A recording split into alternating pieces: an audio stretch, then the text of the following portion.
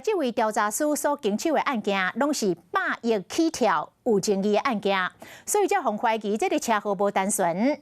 法医高大成嘛提出着伊的看法。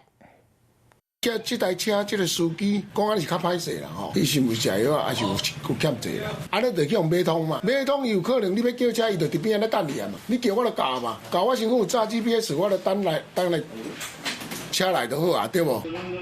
高大成认为，在这位调查师的司机，嘛爱列为调查的对象，看是毋是有负债，是毋是有互来买收。